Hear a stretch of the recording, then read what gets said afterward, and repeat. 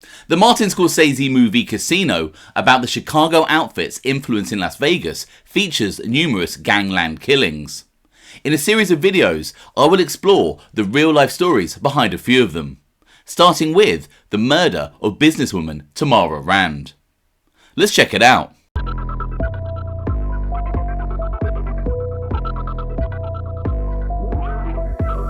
Welcome to OC Shorts, bringing you detailed historical snapshots of the American Mafia and other organised crime. Feel free to subscribe if you like that sort of thing. Today, we're going to take a quick look at the real-life story behind the murder of San Diego businesswoman Tamara Rand, as portrayed in the movie Casino. The character of Anna Scott in the mob movie Casino is based on real-life businesswoman Tamara Rand.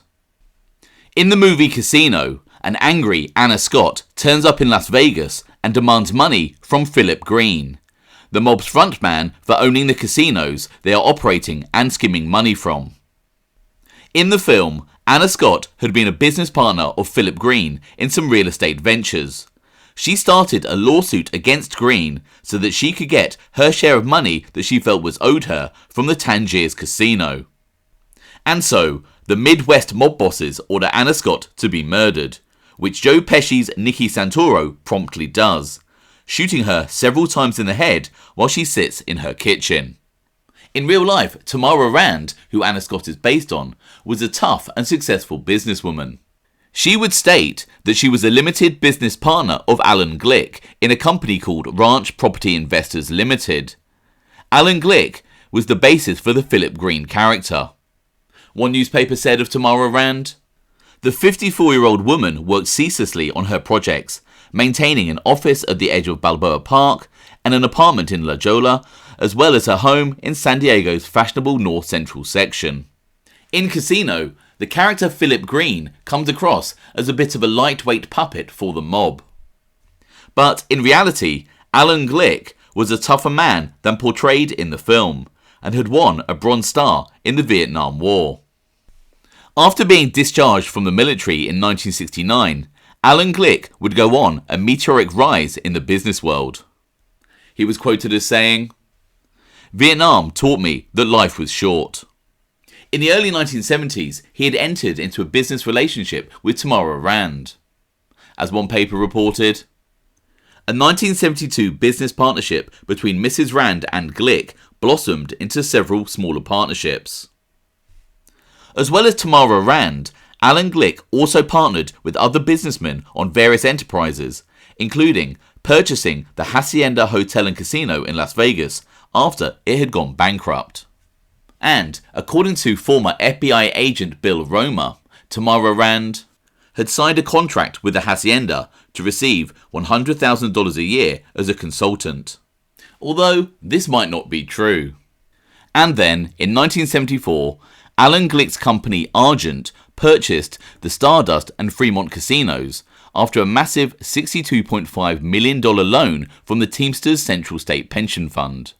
The loan of which was, of course, facilitated by the Chicago outfit and the other Midwest crime families like Kansas City and Milwaukee. Glick at the time was only 31 years of age.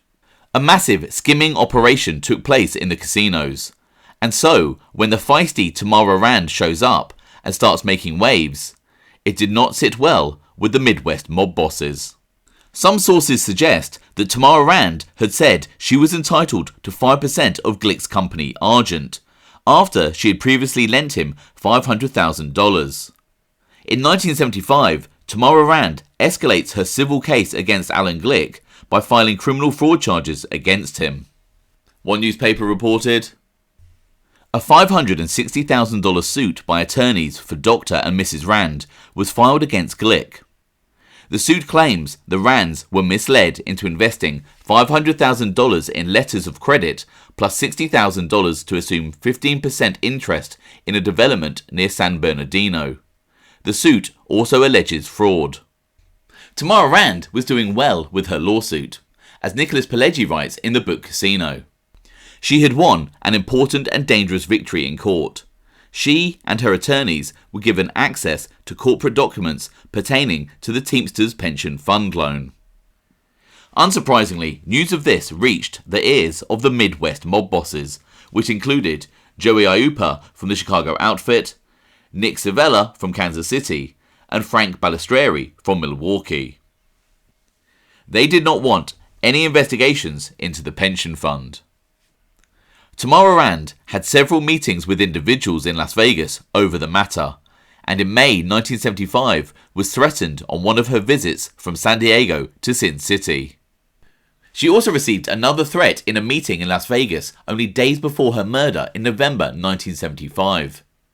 As one newspaper reports, the most recent threat apparently came about 5 days before she was killed. She returned from a business trip to Las Vegas and appeared tired and shaken, and said she had been threatened, the family member said. The relative would not divulge whether Mrs. Rand had disclosed the identity of the person who threatened her. She just said she didn't want the family to get involved, but she did make it very apparent that she had been threatened. Interestingly, despite being shaken from the threat, the tough businesswoman continued with her lawsuit.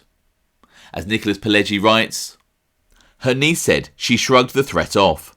She was more interested in getting all her ducks in order for the lawsuit. Ultimately, former FBI agent Bill Romer summed up the situation when he wrote, Tamara Rand had been causing Allen Glick problems. Therefore, she had been causing the outfit problems. She had to go, and she did. And so, on the 9th of November 1975, the 55-year-old Tamara Rand was executed in the kitchen of her San Diego home. The movie Casino shows Nicky Santoro, Joe Pesci's character based on Anthony SPILOTRO, shooting her solely in the head. However, this wasn't the case in real life. As was reported, Mrs. Rand was found on the kitchen floor of her fashionable Mission Hills home, with 5 .22 caliber bullet wounds. 2 were fired from about 3 feet away, hitting her in the back and neck, while a cluster of 3 were fired into her head from beneath the chin. None of Mrs. Rand's neighbours heard shots fired the evening she was killed, and police have said there was no sign of forced entry. The murder weapon was probably a 10-round .22 caliber automatic altered to fit an 8-inch silencer, and was similar in all respects to the weapon used to kill Giancana in his home. As mentioned in the movie, the character Nicky Santoro, based on Chicago outfit mobster Anthony SPILOTRO, carried out the hit on Anna Scott. And SPILOTRO was definitely considered a prime suspect in the real-life murder of Tamara Rand. However, Anthony SPILOTRO had an alibi for the murder. He was with FBI agent Duncan Everett that weekend in Las Vegas, according to former FBI agent Bill Romer. Everett had travelled to Vegas to allegedly try and turn SPILOTRO into an informer. He stayed in Vegas as a guest of Tony SPILOTRO.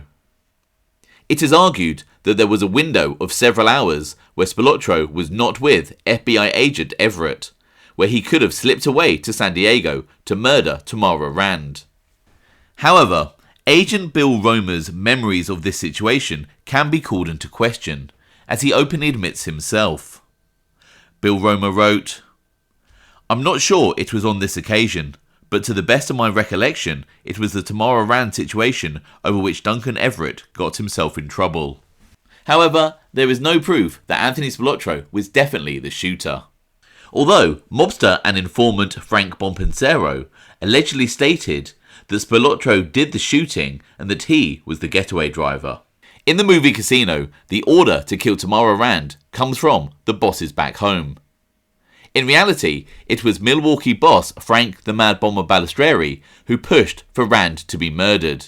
As Nicholas Pileggi wrote, according to the FBI, Tamara Rand was murdered to protect the skim. Her murder was ordered by Frank Balistrieri. When Mrs. Rand won the right to subpoena documents relating to the Teamster loan to Glick and Argent, it was clear to Balistrieri the law case had to be stopped. So Balistrieri took another trip to Chicago. This time, he told the outfit bosses that Tamara Rand was on the verge of jeopardizing the entire setup. If the Teamsters' books on the Argent loan were to be subpoenaed, it was only a matter of time before individuals were subpoenaed. Rand was going to bring Glick and everyone else involved with the project down. A Milwaukee informant later told the FBI that Balistrieri told the Chicago bosses, "We don't want any grief. We've got to keep the genius with a clean image. He will be messed up if she gets her lawsuit going." Ultimately, no one was ever indicted for the 1975 murder of Tamara Rand. I hope you found that interesting. Thanks for watching.